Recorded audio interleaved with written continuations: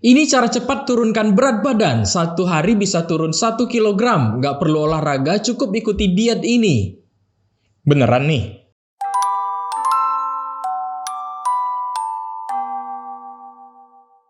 Apa yang ada di dalam pikiran kita ketika kita mendengarkan kata berat badan turun? Mungkin kita pikir lemak, karena tentunya kita mau berat badan turun karena lemak yang dibakar, bukan otot, bukan yang lain-lain. Karena kita tahu, yang menumpuk di bawah perut itu adalah lemak, dan yang menumpuk di bawah kulit paha dan lengan itu adalah lemak. Dan lemak adalah salah satu bagian yang biasanya berlebihan dan tidak sehat. Ada banyak diet yang dipromosikan dengan kata-kata berat badan turun cepat. Dalam waktu 1 minggu bisa turun 5 kg, turun 7 kg, dalam waktu 1 hari bisa turun 1 kg, dan lain sebagainya. Mendengar kata turun 5 kg, yang kita mau pastinya lemak yang dibakar atau hilang sebesar 5 kg. Tapi sebenarnya, badan kita bisa nggak sih membakar lemak 5 kg dalam waktu 1 minggu? Kembali kita harus ingat, mau apapun dietnya, kalau mau turun berat badan, apalagi bakar lemak, harus defisit kalori. 1 gram lemak murni itu nilainya 9 kalori. Lemak yang ada di dalam tubuh kita itu isinya bukan hanya lemak murni, tapi juga gabungan sel tubuh, sedikit air, dan sedikit protein. Jadi 1 kg lemak di dalam tubuh bernilai kurang lebih 7.000 kalori.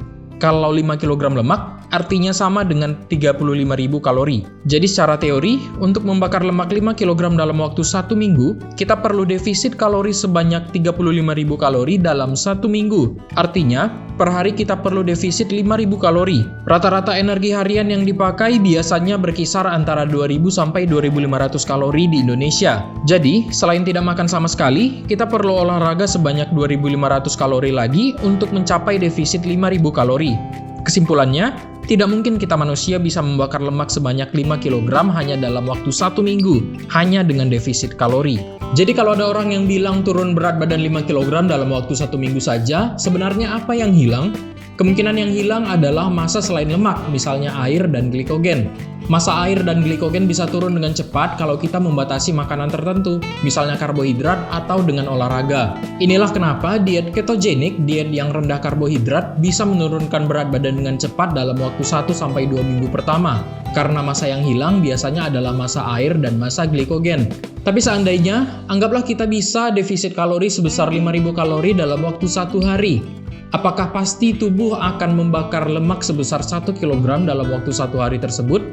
Jawabannya ternyata tidak, karena tubuh hanya bisa membakar lemak dalam kadar tertentu.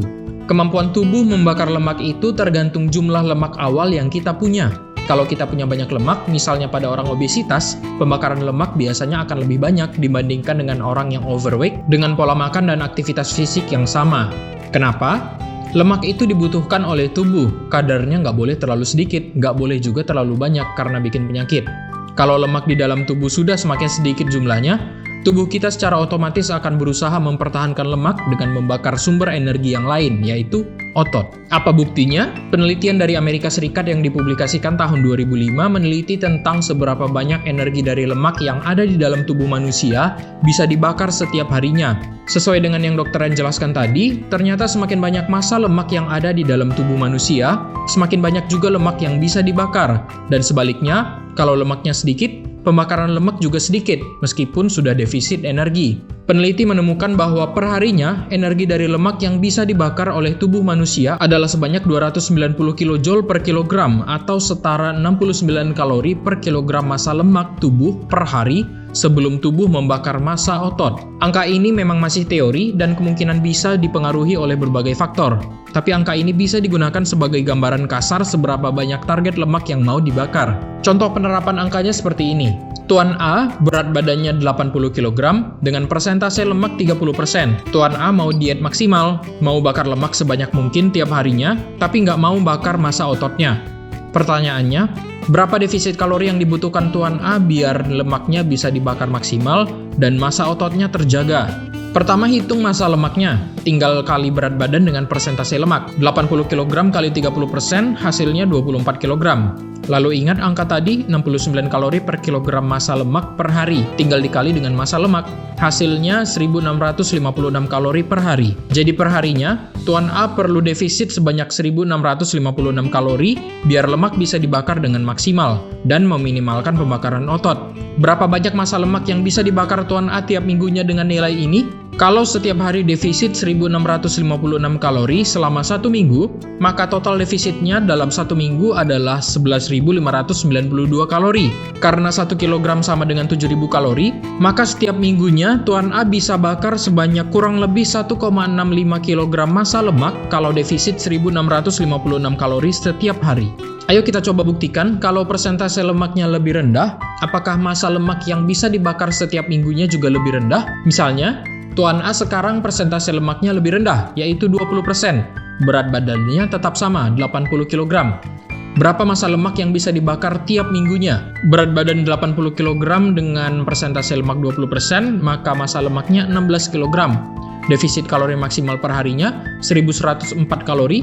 1 minggu bisa defisit 7.728 kalori, artinya 1 minggu hanya 1,1 kg lemak yang dibakar.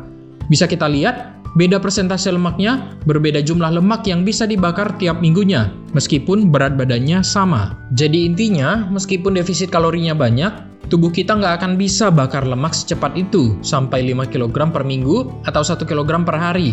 Itu tidak mungkin lemak, pasti massa tubuh yang lain yang dibakar. Apakah itu glikogen atau otot? Tapi perlu kita ketahui juga, peneliti dalam penelitian ini tadi membuat perhitungan berdasarkan kondisi restriksi kalori dari makanan saja, belum memperhitungkan aktivitas fisik. Menurut peneliti, nyatanya kalau digabung dengan olahraga, kemungkinan angka itu bisa turun. Jadi, defisit kalori sebanyak hasil perhitungan itu juga belum tentu menghindari pembakaran otot, apalagi kalau berolahraga.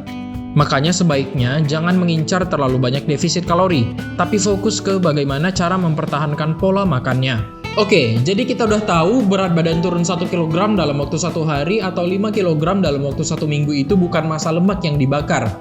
Tapi kalau mau diet sebenarnya lebih baik cepat-cepat turun berat badan atau lambat-lambat saja. Secara umum, kalau diet cepat-cepat menurunkan berat badan itu biasanya ada massa otot yang ikut dibakar. Sebaliknya, kalau diet slow-slow aja penurunan berat badannya, biasanya lebih dominan yang dibakar adalah massa lemak. Ini sudah dibuktikan dalam beberapa penelitian yang ada saat ini. Penelitian RCT dari Iran yang dipublikasikan tahun 2017 menemukan bahwa penurunan berat badan yang cepat dan lambat sama-sama bisa menurunkan berat badan dengan jumlah yang sama. Tapi berat badan yang dibakar berbeda. Yang turun berat badannya cepat lebih banyak membakar massa bebas lemak, seperti massa otot. Sedangkan yang turun berat badannya lambat lebih banyak membakar lemak. Penelitian lain dalam bentuk meta-analisis juga menemukan hal yang sama, di mana penurunan berat badan yang gradual atau lambat menunjukkan penurunan massa lemak yang lebih dominan dibandingkan penurunan berat badan yang rapid atau cepat. Penelitian RCT dari Australia menyimpulkan bahwa diet dengan penurunan berat badan yang cepat dan lambat tidak berbeda dalam hal berat badan yang turun.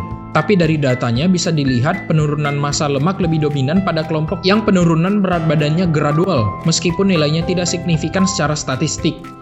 2 uji klinis dari Iran dan Serbia menemukan bahwa pada diet yang penurunan berat badannya cepat, memang ditemukan penurunan massa otot yang lebih signifikan yang ditandai oleh perubahan biomarker yang berkaitan dengan kerusakan otot. Jadi intinya, kalau cepat-cepat nurunin berat badan, malah massa otot yang bisa ikut dibakar. Padahal kita maunya massa lemak yang hilang, bukan massa otot. Makanya lebih baik turunkan berat badan secara perlahan, tapi pola makannya dipertahankan. Berapa target penurunan berat badan yang baik? Rekomendasi penurunan berat badan yang sehat adalah 0,5 sampai 1 kg per minggunya. Itu artinya defisit kalori sebanyak 3.500 sampai 7.000 kalori per minggunya, atau defisit 500 sampai 1.000 kalori per harinya, untuk membakar 0,5 sampai 1 kg lemak per minggu. Kalau sambil olahraga, defisit kalorinya sebaiknya jangan targetkan tinggi. Kenapa? Karena ketika olahraga, tubuh butuh tambahan energi dengan cepat. Sementara itu, lemak tidak bisa dibakar dengan cepat. Jadi, bisa-bisa massa otot akan ikut dibakar juga kalau defisit kalorinya terlalu tinggi.